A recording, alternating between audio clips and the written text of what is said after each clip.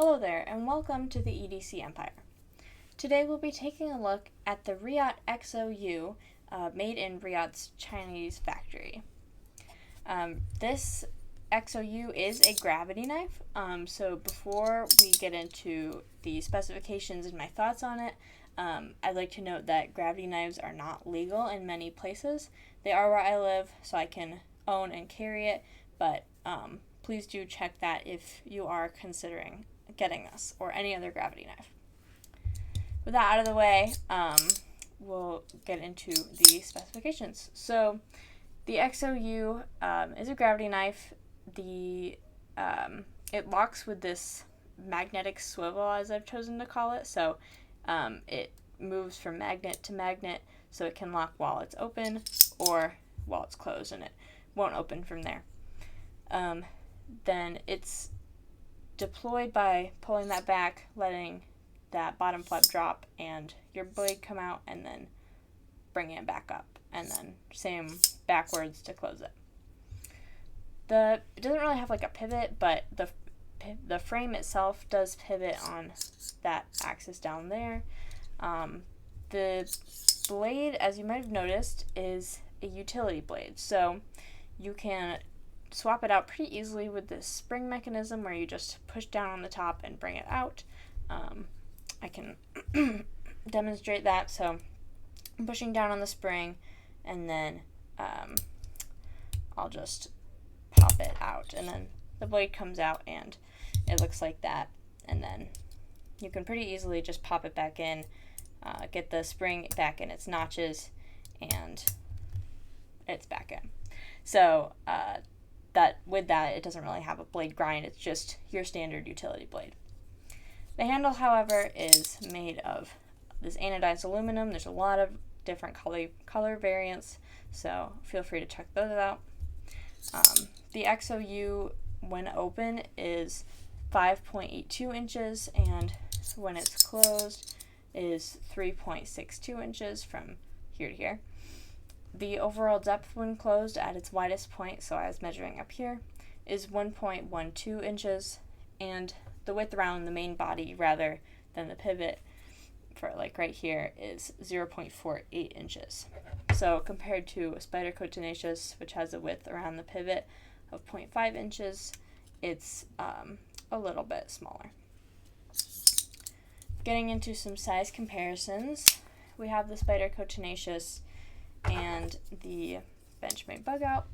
What we can see looking at these is the EXO-U is obviously smaller than both, and in both the blade and handle length. We also have the Civivi Laser and the QSP Penguin. And what we can see again looking at both of these is that the EXO-U is smaller than both.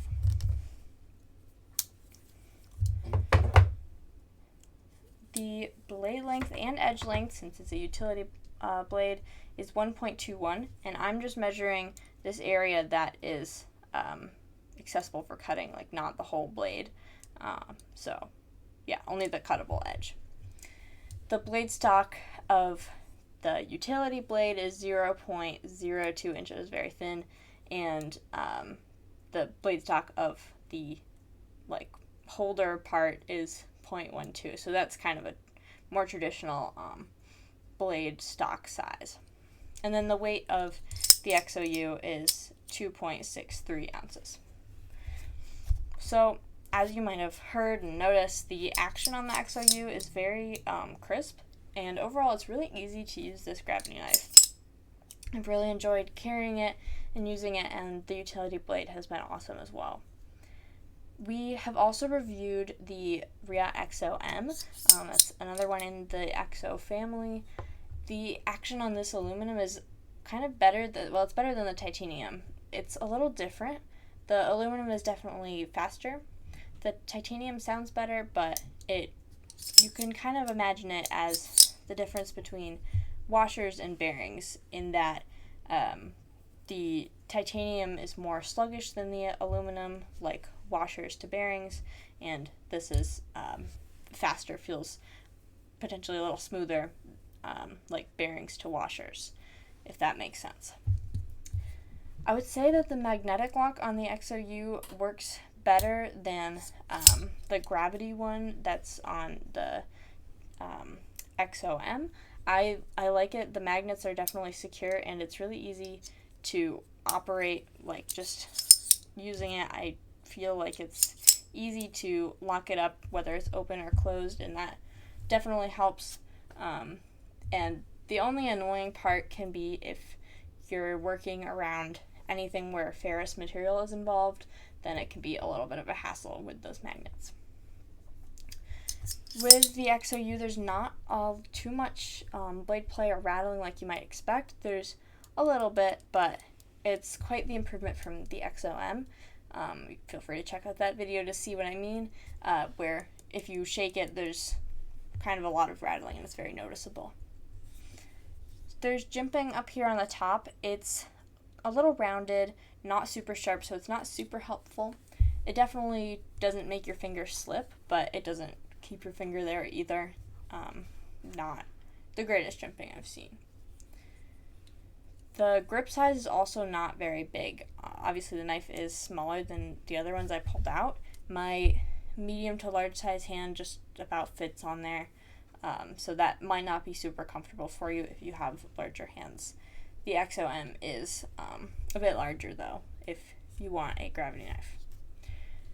So then the pocket clip is not reversible in the up and down manner. It is, you can put it on the other side for a left hand carry, but I would note that the way the lock is set up, it's not super left hand friendly.